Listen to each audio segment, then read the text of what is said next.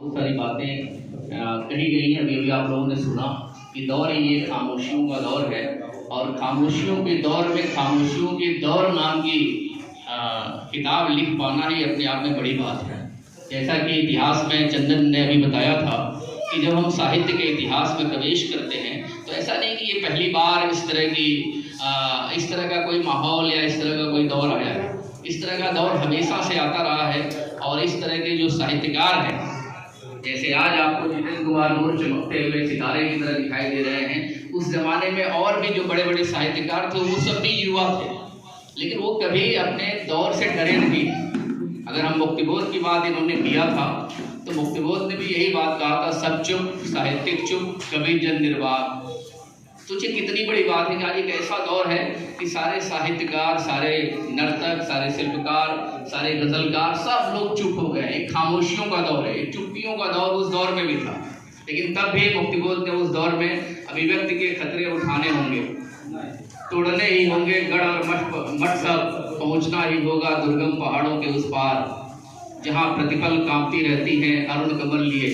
मतलब इस तरह की दो बाहें काम मतलब इंतजार कर रही है। कहने का मतलब है कि ऐसा माहौल हमेशा से रहा है। आपको और मैं बता दूं कि भवानी प्रसाद मिश्र की एक बेहतरीन कविता है, मैं सन्नाटा बुनता हूँ। देख लो, मैं सन्नाटा बुनता हूँ, खुद एक सन्नाटा है लेकिन उस सन्नाटे को बुनने की कोशिश की जा रही है। इसमें कितना गजब का एक व्यंग है और यही व्यंग खामोशियों के दौर का व्यंग है। ये किताब ही अपने आप में ऐसे समय में आई है जहाँ मैं समझता हूँ कि यहाँ जितने लोग भी बैठे हैं उन सारे लोगों के भीतर एक कहीं न कहीं एक चुप्पी, एक खामोशी है। मैं जबकि बता देना चाहता हूँ कि चुप्पी और खामोशी जबकि एक ही चीज़ है, लेकिन देख लो कि चुप्पी को अलग तरीके से कभी अपने गजलकार अपनी कविता में अलग तरीके से व्याख्यायित करने की कोशिश करता है और अपनी खामोशियों को अलग तरीके से व्याख्यायित करता है।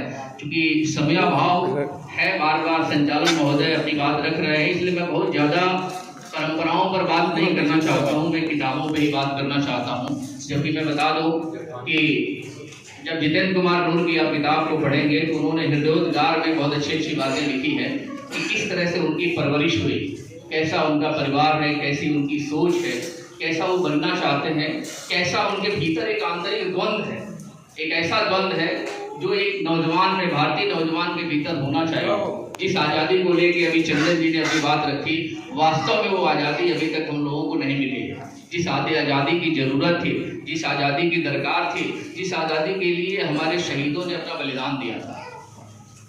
और रही बात गज़ल की परंपरा की, तभी अभी हमारे बगल में बैठे हमारे आदरणीय डॉक्टर तुलसीराम यादव जी ने अपने वक्तव्य में बातचीत में अभी बातचीत हुई है उसमें उन्होंने अमीर खुसरो की बात कही थी।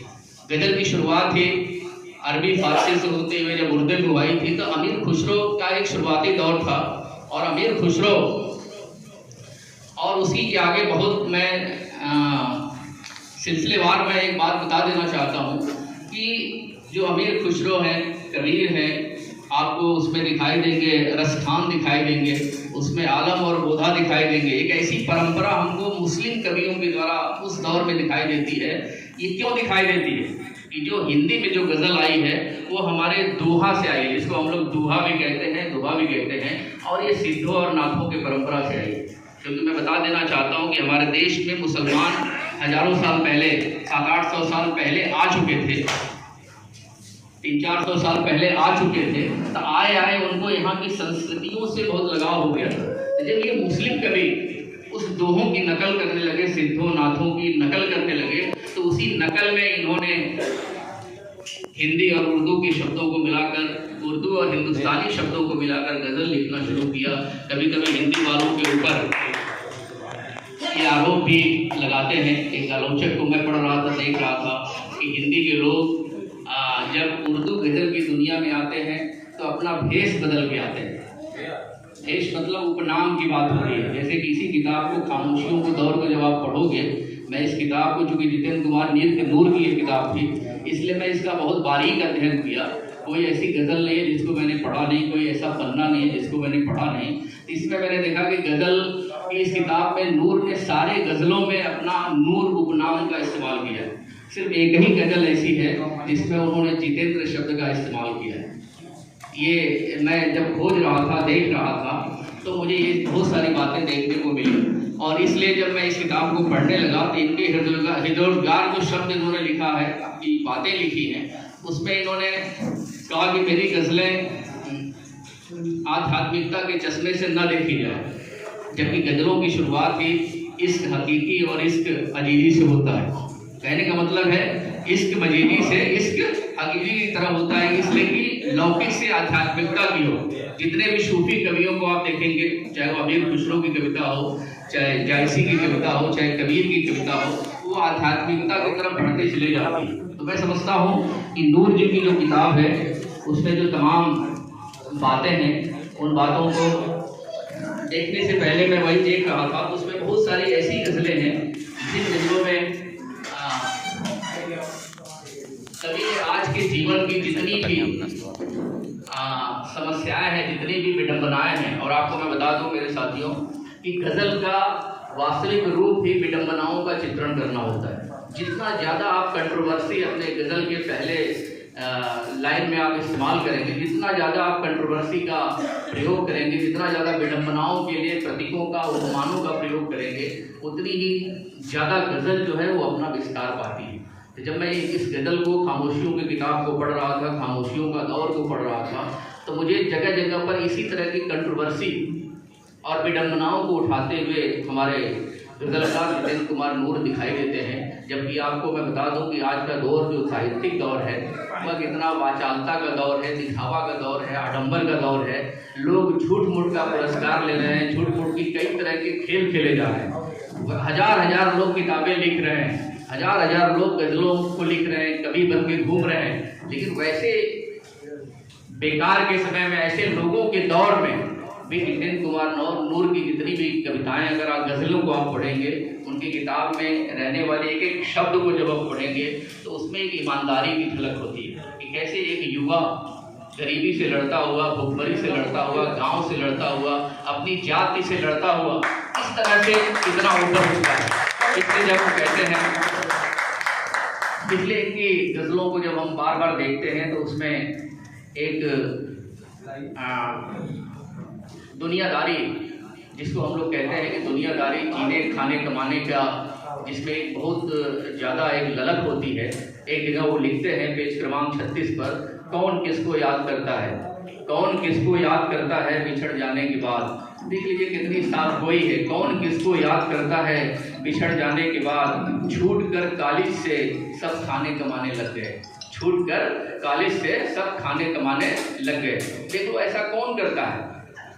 जो एक गरीब है, जो एक मजदूर है, जो शोषित है, पीड़ित है, जो अभावों में अपने जीवन को जीता है, वही व्यक्ति को जब मौका मिलता है तो वह खाने कमाने की तरफ चला जाता है। लेकिन धन्ना सेठ, बड़े बड़े पूंजीपति, शोषक वर्ग, कभी इस तरह की बात उनके दिलो दिमाग में नहीं आ सकती है। कहने का मतलब है कि यह खामोशियों का जो दौर जितेंद्र कुमार नूर की शायरी है, जिसमें जीवन संघर्ष, प्रेम के द्वंद्व, तन्हाई, सफलता असफलता, सच झूठ, विश्वास अविश्वास जैसी तमाम सामाजिक, राजनीतिक, आर्थिक चिंताएं हमें इनकी किताबों में देखने को मिलती हैं। और इनकी गज़लें जो हैं अपने समय से लगातार मुठभेड़ करती हैं। जिस समय में आज जी रहे हैं, मैं बता दूं अपने साथियों को, यह समय एक ऐसा समय है जो बड़ा ही भयावह समय है। आज के समय में हम लोगों से ज़्यादा असहाय, या हम लोगों से ज़्यादा कभी असहाय मनुष्य रहा ही नहीं, क्योंकि ये दौर एक ऐसा दौर है जिस दौर में हम लोग अपनी आंखों से कुछ देख भी नहीं पा रहे।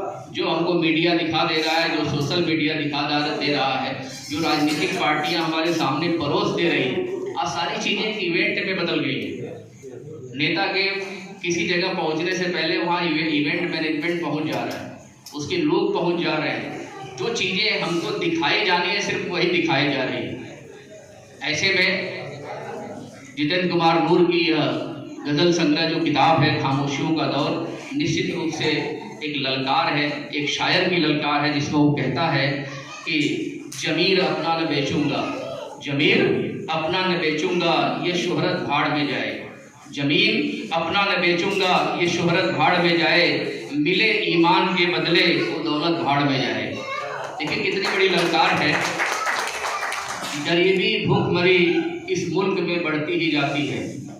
आज आप देख रहे हैं कि किस तरह से अमीरी और गरीबी की खाई बढ़ रही है। आज सरकार को पूरी तरह से जो पूंजीपति वर्ग है, बड़ा वर्ग है, एकदम सरकार के साथ एकदम सट गया है, चिपक गया है, जोंक की तरह चिपक गया है। वो क्यों चिपक गया है? कभी आप इस पे सवाल जब आप उठाएंगे, खड़ा करेंगे, क्योंकि ये किताब ही अपने आप में सवालों को उठाने वाली किताब है। जैसे कि सलभ सिद्धराम सिंह ने भी एक जगह उठाया था, उनकी ये किताब कविता बड़ी फेमस है कि नफस नफस कदम कदम, नफस नफस कदम कदम, बसे फिक्र दम बदम, घिरे हैं हम सवाल से, हमें जवाब चाहिए, जवाब दर सवाल है तो इंकलाब चाहिए, इंकलाब जिंदाबाद, जिंदाबाद इंकलाब। तो जब आप इस खामोशियों को दौर को पढ़ोगे तो मैंने इन किताब को पढ़ते पढ़ते मैं इसीलिए देखा था, और मैंने जितेंद्र कुमार नूर को इश्क से इनकलाब तक का शायर कहा था। जितेंद्र कुमार नूर को ये इस तरह के कवि हैं जो इश्क से इनकलाब तक के शायर हैं। जब आप इनके किताब को पढ़ोगे तो इनके किताब में इश्क शब्द जिससे ये भाग रहे हैं, जिससे भाग रहे हैं, और गज़ल की दुनिया में भागा नहीं जा सकता, क्योंकि गज़ल की दुनिया में अगर आप इश्क से भाग जाएंगे और आध्यात्मिकता से भाग जाएंगे और लौकिक प्रेम से भाग जाएंगे, दुनियादारी से भाग जाएंगे, तो समझ लीजिए ये गज़ल की परंपरा का विरोध है। आई बात समझ में? गज़ल की परंपरा का विरोध है। मैं देख रहा था उसमें इश्क जो शब्द है लगभग 33 से 34 बार आया, उसमें आंखें जो शब्द है वह लगभग 49 बार आया हुआ है। आप देख लीजिए, मोहब्बत शब्द उसमें 18 से 20 बार आया हुआ है। लेकिन जिस खामोशियों के दौर की बात हम लोग कर रहे हैं उसमें पहली गज़ल और सबसे अंतिम गज़ल में ही सिर्फ खामोशी शब्द और चुप्पी शब्द आई है। बाकी और कहीं पूरी किताब में कोई खामोशी और कोई चुप्पी देखने को नहीं मिलती है। लेकिन फिर भी जब आप हर एक गज़ल से आप गुजरेंगे तो कहीं ना कहीं एक चुप्पी आपको जरूर देखने को मिलेगी।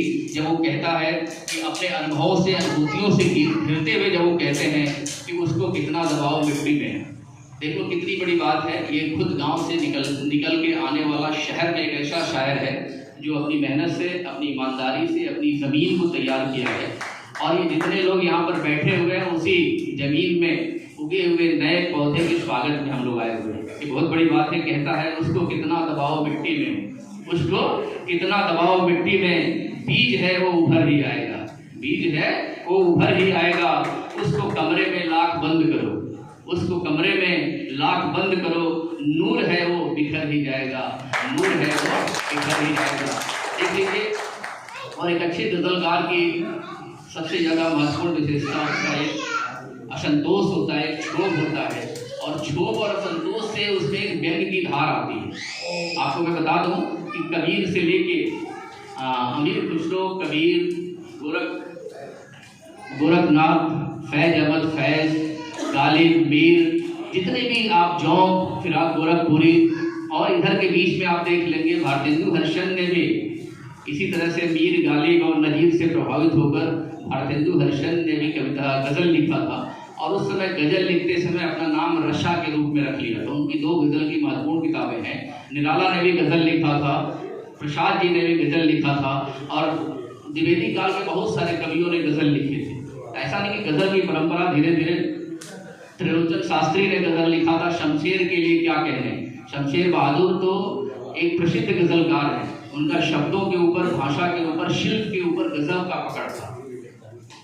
अब तो जहां में जितने दिन भी अपना जीना होना है, शमशेर बहादुर से, अब तो जहां में जितने दिन भी अपना जीना होना है, तुम्हारी चोटें हैं और हमारा सीना होना है, तुम्हारी चोटें हैं और हमारा सीना होना है। देखिए ये शमशेर की परंपरा है। इस परंपरा से निकलकर मैं समझता हूँ कि जितेंद्र कुमार नूर तक मैं अपनी बात रखना चाहता हूँ कि 1950 के बाद भारतीय हिंदी गज़ल जो है दुष्यंत कुमार के हाथों में आती है, और वहीं से एक गज़ल की दुनिया, हिंदी गज़ल की दुनिया का एक नया स्वर्णिम दौर शुरू होता है। जैसे कभी कभी हम लोग कहते हैं कि भक्तिकाल हिंदी साहित्य का स्वर्ण युग है, उसी तरह से 1950 के बाद जो गज़ल की दुनिया है, तो गज़ल की दुनिया का स्वर्ण युग की शुरुआत मैं मानता हूँ कि दुष्यंत कुमार से होती है। और इस मंच से मैं कहना चाहता हूँ, इनकी गज़लों को पढ़ने के बाद दुष्यंत कुमार को हम लोग लगातार पढ़ते रहते हैं कि कल नुमाइश में मिला वह चीथड़े पहने हुए, कल नुमाइश में मिला वह चीथड़े पहने हुए, मैंने पूछा नाम तो उसने बोला हिंदुस्तान, तो उसने बोला हिंदुस्तान। जितेंद्र कुमार की गज़लों में भी इस तरह के तेवर, इस तरह के ताप और इस तरह की आग हमें देखने को मिलती है। और इसलिए इस मंच से मैं यही कहना चाहता हूँ कि आजमगढ़ को भी एक नया दुष्यंत कुमार मिल गया है,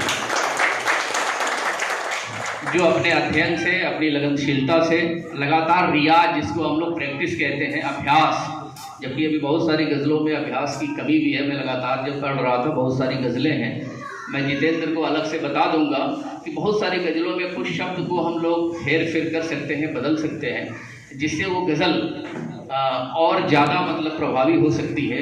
इसलिए हो सकती है कि कहीं कहीं ये कहते कहते कमज़ोर हो जाते हैं कि मैं सब कुछ बदलना चाहता हूँ, मैं व्यवस्था तो बदलना चाहता हूँ, लेकिन जैसे हमारे पूर्वज गायब हो गए, कहीं मुझे भी न लोग इसी तरह से व्यवस्था से गायब कर दें। जब आप पूर्वजों की तरह गायब हो जाओगे तो फिर आप व्यवस्था बदलोगे कैसे? आपको टिकना पड़ेगा, आपको लड़ना पड़ेगा, आपको जमना पड़ेगा, तब जाके एक व्यवस्था बदलेगी और यही व्यवस्था समाज में एक बहुत बड़ी परिवर्तन के रूप में आएगी। देख लीजिए, एक जगह उन्होंने बहुत अच्छे तरीके से अपनी बात रखी कि इनकी शायरी में एक दर्द भी बहुत गहरा छिपा हुआ है, और लगभग इनकी शायरी में जब आप धीरे धीरे इनकी शायरी में प्रवेश करेंगे, पढ़ेंगे, तो दर्द एक बड़े से परिधि में, एक बड़े से समंदर की तरह हमारे भीतर में आता है। आप जब तक उस दर्द के भीतर प्रवेश नहीं करेंगे, जब तक वो दर्द आपको बेचैन नहीं करेगा, वो परेशान नहीं करेगा, आपको चिंतित नहीं करेगा। और एक शायर की सबसे बड़ी क्या होती है? चिंता होती है। ये चिंता का ही प्रतीक है कि इन्होंने अपनी किताब का नाम एक खामोशियों का दौर रखा, और मैं समझता हूँ कि इस किताब की पूरी गज़लें इधर बीच की लिखी गई हैं, जिधर का समाज तेज़ी से बदला है। हर आदमी कहीं न कहीं खुश तो दिखाई दे रहा है, लेकिन भीतर से बहुत डरा हुआ है। हर आदमी को लग रहा है कि सब कुछ हो रहा है, क्योंकि हमारे हाथ में कुछ नहीं है। जब हम लोग पैदा हो ही गए हैं तो सुबह तो होगी ही, शाम भी हो जाएगी, है ना। हाथ दिया गया है तो हम लोग खाना भी खा लेंगे, जी भी लेंगे, लेकिन कहीं न कहीं एक चुप्पी है, एक खामोशी है।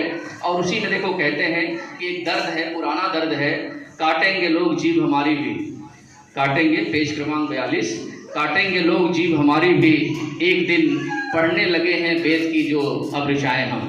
देख लीजिए कितना एक पुराना एक संस्कार है, पुराना एक दर्द है, जिस दर्द को उभारा गया था उस ज़माने के संबुक से लेके तमाम लोगों को लेके दर्द उभारा गया था।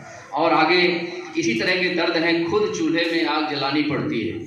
एक मतलब एक ऐसे नौजवान की जो भारत की तस्वीर है, जो कहता है कि खुद चूल्हे में आग जलानी पड़ती है, अपनी रोटी आप पकानी पड़ती है।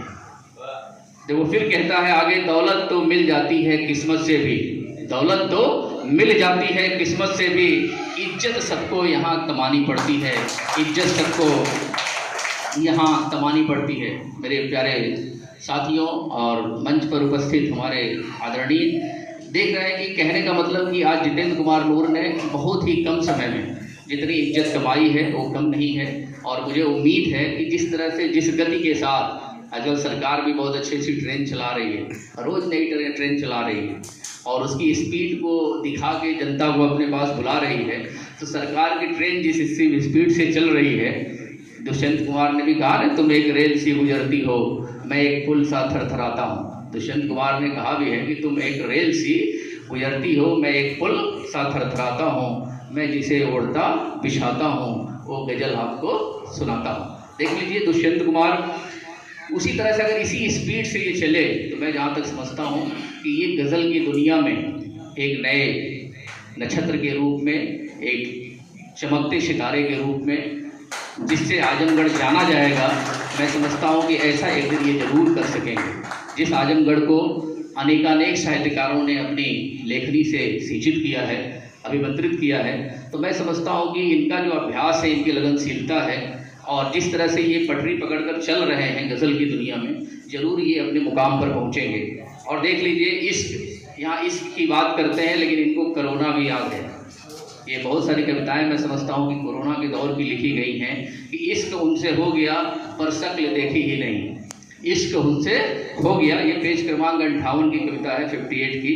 इश्क उनसे हो गया पर शक्ल देखी ही नहीं, ऐ कोरोना तूने मुंह पर मास्क क्यों लगवा दिया, ऐ कोरोना तूने मुंह पर मास्क क्यों लगवा दिया। देख लीजिए कि जिससे इश्क करते हैं उसको देखना चाहते हैं, लेकिन उस देखने से डरते भी हैं, है ना। जब इनका आप हृदयोद्गार और इनकी भूमिका जब आप पढ़ोगे तो ये बहुत सारी चीज़ों से इनकार करते हुए दिखाई देते हैं, जबकि इनकार करने से व्यक्ति का जो साहस है वो कहीं ना कहीं कम होता हुआ दिखाई देता है।